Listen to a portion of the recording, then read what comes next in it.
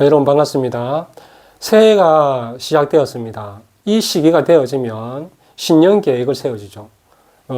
지난해에 하지 못했던 그런 일들이라거나 지난해에 목표를 세웠던 것들을 하지 못해서 아쉬워하는 부분도 있고, 또 지난해까지 목표를 설정한 것이 이루어졌는데 또 다른 목표를 설정해서 도전해 보려고 하는 그런 계획들이나 목표를 설정을 하게 됩니다. 많은 사람들이 그렇게 하지만 특히 크리스찬들은 신앙의 문제에 있어서 항상 겸손한 자세로 부족한 부분을 많이 느끼죠. 그래서 올해는 더욱더 하나님께 더 가까이 나아가야 되겠다라는 그런 목표를 가지고 한 해를 시작하는 사람들이 많이 있을 거라고 봅니다. 그러면 우리가 이 목표를 성경적으로 목표를 세우고 계획할 수 있는 방법이 없을까라는 생각들을 할 수가 있는 거죠.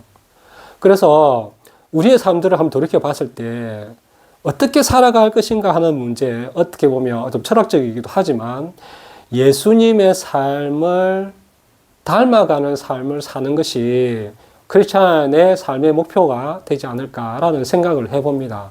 그렇게 되면 예수님의 삶이 어떤 삶이었던가 라는 어떤 그 접근 방법을 시작하게 되는 거죠.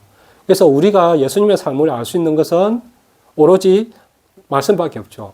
말씀 속에서 예수님의 삶들을 우리가 찾아보고 그러한 삶들을 닮아가는 삶들을 살아가기 위해서 목표를 세우고 계획을 세우면 어떨까 생각을 합니다. 그래서 하나님 말씀에 예수님의 삶들을 잘 나타내는 그런 말씀이 있을까 생각해 본다면 그 말씀이 딱 한 구절이 있습니다. 여러 구절이 있는데 제가 이렇게 말씀을 드리는 것은 신년회 때에 세울 수 있는 목표와 계획들을 세우는데 기준이 되는 말씀을 얘기를 하는 겁니다. 어디냐면은 누가복음 2장 52절입니다. 누가복음 2장은 예수님이 태어나면서부터 30살 이전까지의 삶을 압축해서 한 장으로 기록했다라고 생각하시면 좋을 것 같아요. 시작은 예수님이 베들레헴에 태어났을 때부터 얘기가 시작되어지는데, 누가복음 2장에서 우리가 중요한 어떤 기준들을 한번 살펴볼 수가 있어요. 뭐냐면, 예수님이 12살이라는 나이가 되었을 때 어떤 일이 있었냐, 이 부분이 조금 오늘 우리가 함께 나누고자 하는 얘기가 여기에 있거든요. 누가복음 2장에 보면 예수님께서 태어나시고 나서 12살까지 어떻게 기록되어 있냐면은 지혜가 자라고 강하여져서 하나님의 은혜가 있더라라고 얘기를 해요. 그리고 누가복음 3장에는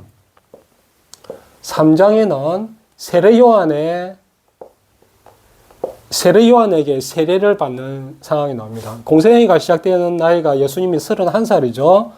그러면 2장까지는 12살부터 30살 때까지의 삶을 한 구절로 표현을 하고 있어요. 뭐냐면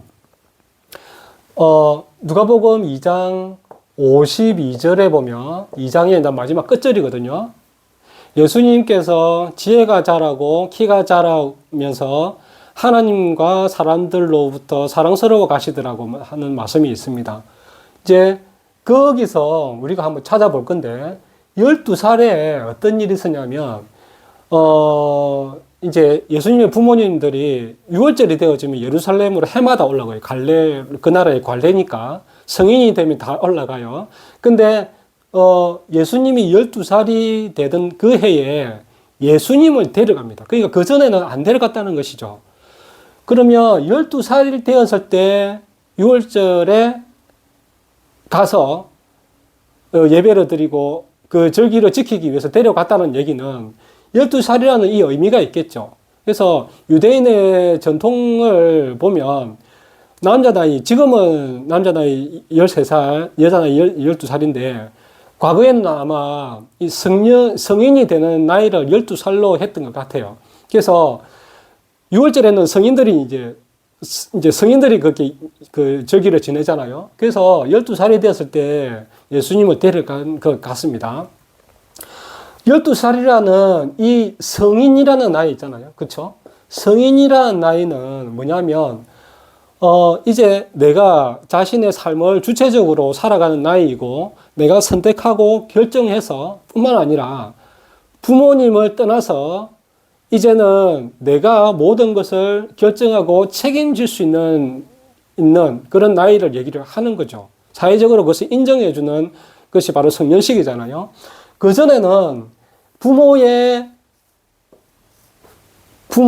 보호 아래에 예수님께서 성장해 오셨는데, 그래서 하나님 은혜가 이때 있었다는 것이고요. 이 나이 때부터는 이제 하나님 은혜가 계속 있었겠지만 우리가 인간적으로 한번 보자고요. 인간적으로 예수님이 12살부터 30살 때까지 다른 사람들에게 어떤 얘기를 들었냐면, 아까 얘기를 한 것처럼 지혜가 자라고요, 키가 자라면서 하나님과 사람들로부터 사랑스러워 가시더라라는 그런 인정을 받게 되는 거죠. 그럼 예수님께서 이때 자신의 삶들, 그러니까 우리를 주면 하루하루의 생활, 그리고 뭐 식사하는 거, 사람들하고 만나는 거, 부모님과의 관계, 이런 것들 통틀어서 압축해서 표현한 내용이잖아요. 그러면 그것이 뭐냐면 예수님께서 주체적으로 자신이 생각하고 자신이 행동하고 실천했던 그런 삶을 12살에서부터 30살 때까지 살아가셨다라는 얘기겠죠.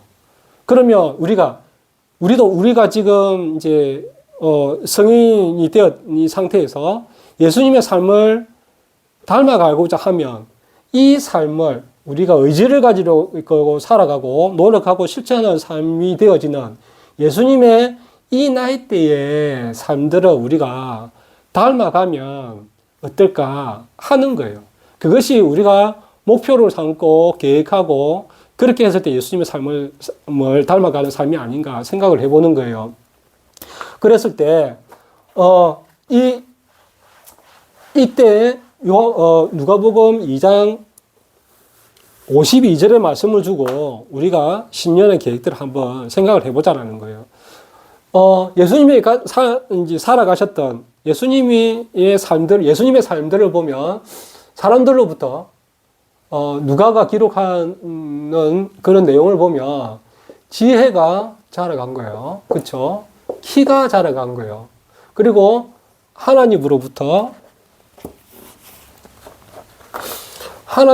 사랑받아 가시고 사람들로부터 사랑스러워 가시더라라고 얘기를 하고 있어요. 이렇게 네 가지의 카테고리를 가지고 우리가 생각해 보자는 거죠. 목표를 세우고 계획을 세워 보자는 거죠.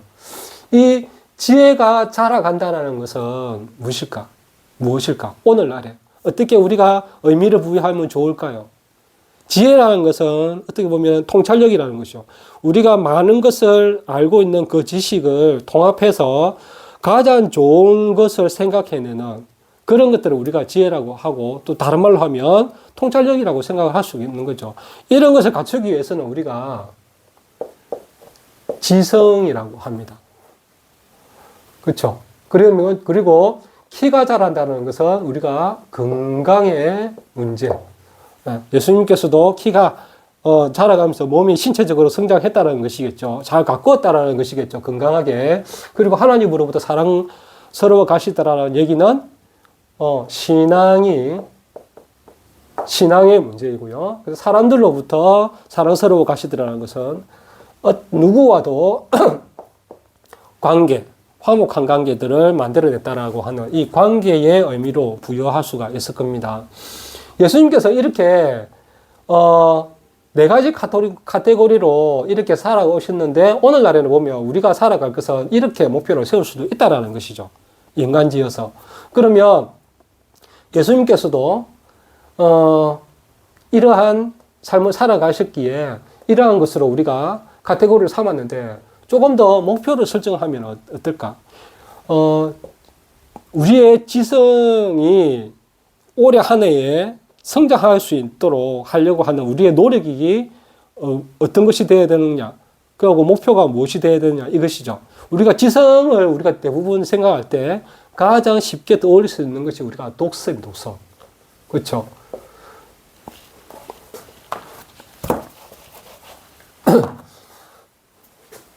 그래, 이제 목표를 우리가 올해, 어떤 이제 책을 읽을 것인가, 그리고 책을 몇 권 정도 읽을 것인가 하는 목표를 우리가 삼을 수가 있을 겁니다.